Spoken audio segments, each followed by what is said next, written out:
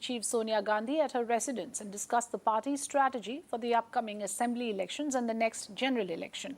Congress leader K.C. Venugopal also informed the poll strategist Prashant Kishore gave them a presentation on the way forward in this meeting. When asked whether Kishore would work as a strategist or will join the party, the leader said that every detail will be informed within a week's time. According to sources, Congress leaders discussed a strategy for the assembly polls in Gujarat and Himachal Pradesh that is scheduled for later this year.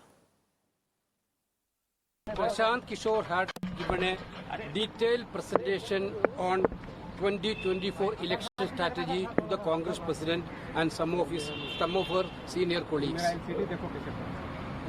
The plan presented by Prashant Kishore will be looked after by a small group set up by Congress Presidents. That group will give reports to the Congress President within a week time for a final decision. केसी वेणुगोपाल ने उस बैठक के खत्म होने के बाद एक formal statement जो है वो मीडिया के सामने रखा था। 3 घंटे से ज्यादा ये बैठक हुई थी और इस बैठक में 2024 को लेकर कांग्रेस पार्टी किस तरह से काम करे, किस तरह से वो लोकसभा सीटों को आइडेंटिफाई करे, कैसे पार्टी जीत पाएगी, किस तरह के छोटे और बड़े गठबंधन पार्टी को करने की जरूरत है, इस पर एक विस्तृत जो है वो रोड मैप तैयार करके एक प्रेजेंटेशन प्रशांत किशोर ने आज वरिष्ठ नेताओं के सामने रखा। 14 नेता इस बैठक में थे। सभी वरिष्ठ नेता वो जो कांग्रेस पार्टी के फैसले में कहीं ना कहीं शामिल रहते हैं। ये भी कहा गया कि एक कमेटी बनाई जाएगी जो कमेटी इस बात पर रिपोर्ट देगी कि जो प्रेजेंटेशन प्रशांत किशोर का था उसको पार्टी किस तरह से देखती है और क्या उसको हरी झंडी मिल सकती है। जाहिर तौर पर प्रशांत किशोर की एंट्री जो है वो कांग्रेस पार्टी में हो गई है, लेकिन भूमिका किस तरह की रहेगी? क्या कांग्रेस के अंदर आकर वो पार्टी के लिए काम करेंगे या फिर जिस तरह से रणनीतिकार के तौर पर उन्होंने दूसरी पार्टियों में भी काम किया है, कांग्रेस में भी काम किया है, उसी तरह की उनकी भूमिका रहेगी? ये 1 हफ्ते के बाद पता चलेगा, क्योंकि 1 हफ्ते के बाद जो कमेटी है वो सोनिया गांधी को रिपोर्ट देगी और उसके बाद फैसला लिया जाएगा।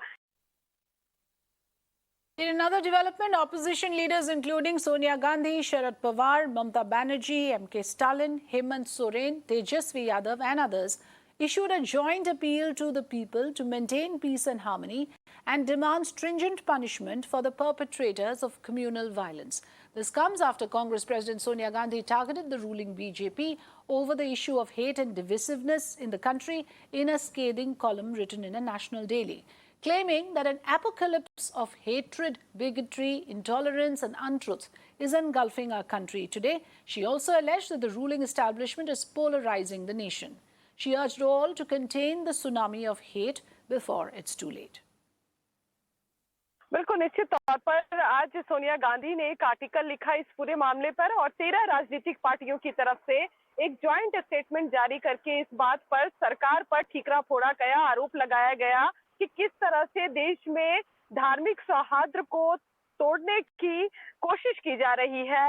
लोग क्या पहने, क्या खाएं, धार्मिक जो लोगों के अपने जो नियम है उसको किस तरह से अलग अलग जगहों पर, खासकर रामनवमी में जिस तरह की स्थिति बनी हुई थी, कर्नाटक में चाहे वो हिजाब का मामला हो या फिर हलाल मीट का मामला, इन तमाम चीजों पर जो है वो सरकार को घेरने की कोशिश की गई। इस ज्वाइंट स्टेटमेंट में ये भी कहा गया कि लोगों को समझने की जरूरत है जो स्थिति अभी बनी हुई है देश में, और खासकर इसके लिए सरकार को जिम्मेदार बनाया गया। कहा गया कि सोशल मीडिया में इस उन्माद को फैलाने का काम किया जाता है और जिस तरह से लोग इसको आगे बढ़ाने का काम कर रहे हैं उनको सरकार द्वारा संरक्षण दिया जा रहा है, जो देश को विभाजनकारी नीति की तरफ ले जा रहा है। देश टूटने की कगार जैसी स्थिति बन रही है, इसको समझने की जरूरत है। और ज्वाइंट अपोजिशन की तरफ से जो ये स्टेटमेंट है वो कहीं ना कहीं सरकार पर दबाव डालने की कोशिश है और इस तमाम स्थितियों के लिए सरकार को जिम्मेदार बताया गया है।